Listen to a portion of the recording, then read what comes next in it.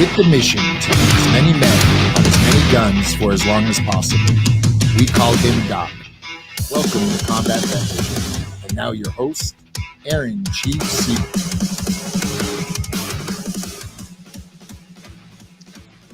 Hey, how's everybody doing? Welcome to Combat Vet Vision. Hey, this is a place where we as combat vets, I have other combat vets that get on here with me, sponsors, supporters, volunteers, family, get on here and kind of tell their story, tell their situation, things that they're doing in life, how they're dealing with life, how things are working out as combat vets. We come back, and a lot of us are, living our lives to the fullest. Some of us are having struggles, and some are committing suicide, and some are really doing super well.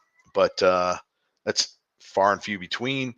And there's a lot of stuff that we, I think, as combat vets, carry a burden with us because um,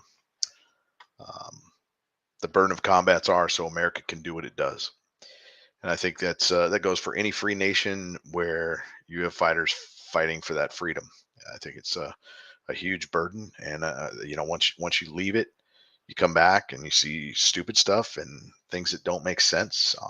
Government officials making deals that don't always work in the, the overall benefit of the United States of America, or different things like that. I think it affects us in a huge way. Um, but I'm always honored and privileged to be able to come on here, kind of give a little bit of what what I'm going through, what I'm talking about, what I'm thinking about, things that are on my mind, heart and soul. Um, and with that, today's show, um, out there we have to push hard. It's our job, and there's a lot to it. I want to get into that. I'm gonna read through kind of the show notes as I do this. I'm gonna break it down to you, but it's funny because I was out there. I was watching Top Gun the other day, and it kind of inspired me. And there's the scene, and I don't think it really ever clicked with me. I don't watch war movies that much anymore because they really affect me in a lot of ways.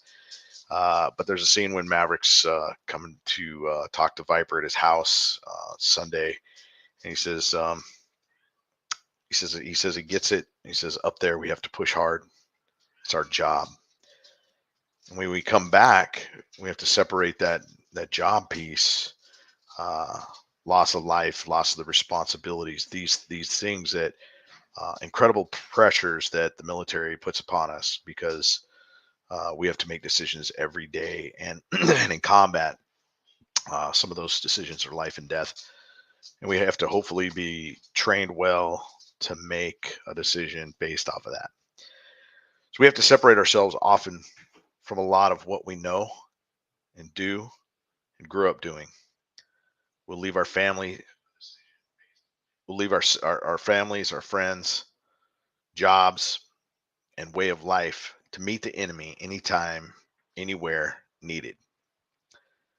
It's not easy, but when we do, we push on the enemy with shock and awe. Terms that you may not hear: shock and awe, escalation of force, and personal responsibility beyond our emotional understanding at the time, or sometimes it is. We may go against our own moral beliefs and build bonds beyond our belief. In life, we have to let it go the best way we can when we get back, because life in the freedom bubble is much different, and will set you up or tear you down. There's a lot to that in that statement. Um, and when I think about what that means, out there we have to push hard. It's our job. When we go to the field, when we train for real life type scenarios the best we can. Uh, we train on equipment that's super dangerous. That alone can be a life and death situation. We train to pay attention. We train to attention to detail. We train to do so many incredible things that by the time that most people are waking up, the United States military has trained in the morning more than they're going to do all week, possibly. There's certain times that that's very true and certain times that it may not be true. But training is super important, because when it comes to the reality of it, it's life and death. And the bottom line is all those things that I said. We're going to leave everything we've known to go carry out a mission that we are ordered to do because something about it makes sense to the government, to the United States military's interest in some way, to our hopefully freedom interest. And when I say, I talk about this freedom bubble a lot, and that's because America has this great freedom inside of this bubble where, there's incredible things going on. There's things going on that you can, you can, you can mill around in your head that just kind of drive you crazy. And I'll tell you, one of those things that drive me crazy is, if there's such a lack of oil, then there's a problem. But really, the problem is that we don't want to have these. Maybe we just don't want to have the refineries doing their thing, because it didn't make any sense to me to hear a statement on the news that said, "Hey, when the oil rig down in the Gulf of Mexico had a problem and something exploded down there, and then they were having this crazy oil leak that they were afraid they weren't going to be able to fix, and it was leaking enough oil every day to supply the oil that we use in a year in the United States." So when I was thinking about that, I was like, that is a huge amount of oil. So the oil isn't a problem, it's the refineries. And so you try to figure this whole thing out. It's like, who's holding back on the oil? Well, they got to control the market somehow. You can't have oil pennies on the dollar. Um, well, you start to look at these things a little bit different, and you really, it really kind of makes you upset. Maybe you just can't figure this piece out, or you try to figure out this piece, and somebody else is putting all these things together. And at the bottom line, you just have to really learn to let it all go, because you have to take care of yourself, and you have to try to make the best life you can with what you've got.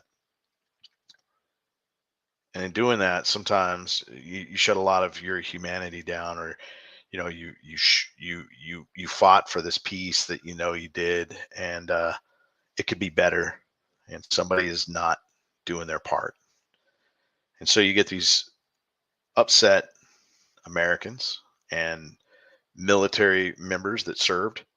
They've already served. They're probably spent. They're burned out, but they're tired of the government being the way that it is, and then they run for government, and they do some incredible stuff in our government, and they are right now. So you got to look at that too, and there's just a lot to that.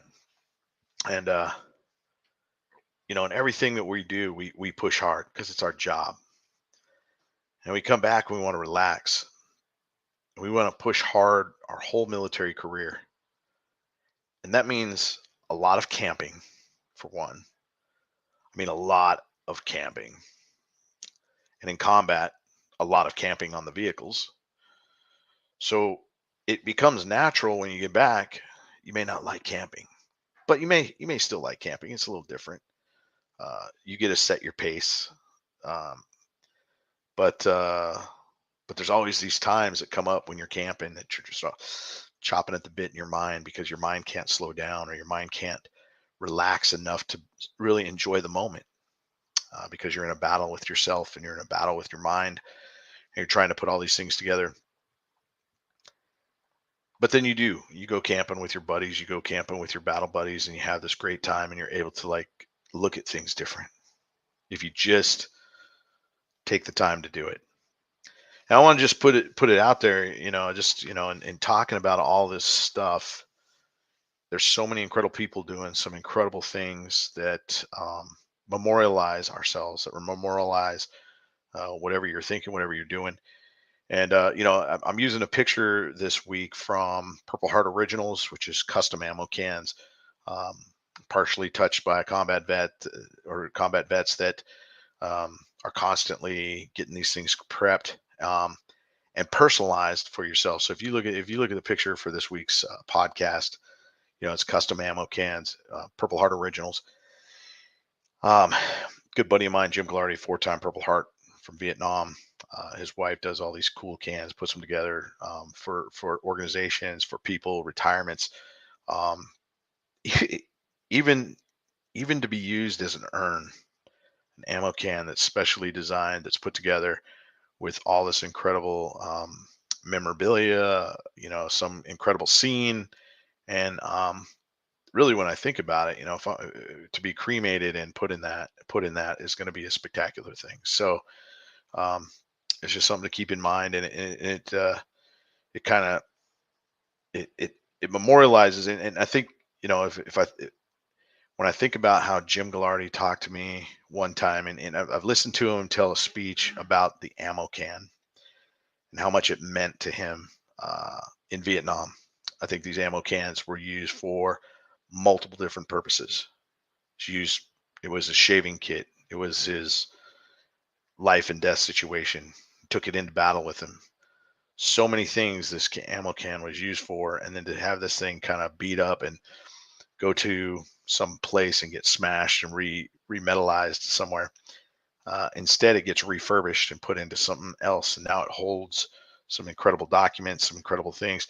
So I just want to put a cool shout out to Custom Ammo Cans and Purple Heart Originals, and for their sponsorships and support throughout the years of everything. And Jim Glardy, a good buddy of mine, he's the reason why I'm probably doing this direction of my life. I remember seeing him at Wounded Warrior Battalion West, and we became friends. And I said, "Man, when I retire, I want to be just like you." And he's a legacy vet down in San Diego. He does a lot of things. I'd love to have him on the show. He deals with his PTSD in a lot of really cool ways, and him and I spent a lot of time talking to each other about these things and about life. Um, he's a mentor of mine and a really good, really good person. So, sniper, served under some really incredible people, and still does a lot at the sniper school. There's some really great stories I can tell about that as well. But it's an incredible push that we have to do at the end of the day. Um, what we do with it when we get back, and how we treat ourselves, our family, our friends, um, society, and just day-to-day activities, driving on the road, to situations at the supermarket, to situations in real life, um, and trying not to confront every single one of them that gets to your head, because we will push hard, and I feel it all the time. And I feel it when I write a statement to somebody who says something about something, and it doesn't make sense on Facebook or social media or something like that. It can get really kind of crazy. And I don't like let it get crazy, but I want to have a very tactical, cool conversation. And when it comes to tactics, a lot of combat vets have some really good ones, and some don't. I mean, some of us take it to the extreme measures, and we really got to cool our heads.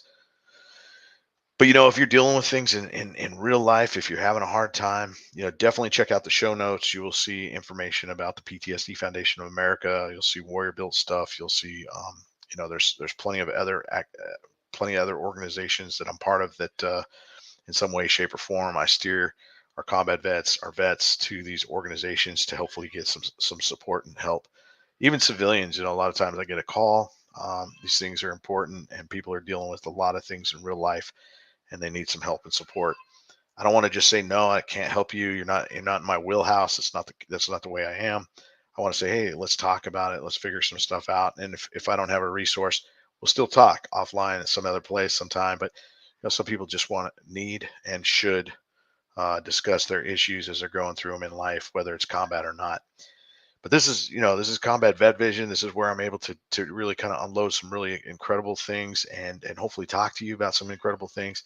Um, you know, I look forward to having some more combat vets, our sponsor supporters, again, volunteers on here to talk about family members, talk about whatever the issues might be, and their story. They're going to have a story, and some people have lost their lives to combat, to suicide, and whatever, and their story is over.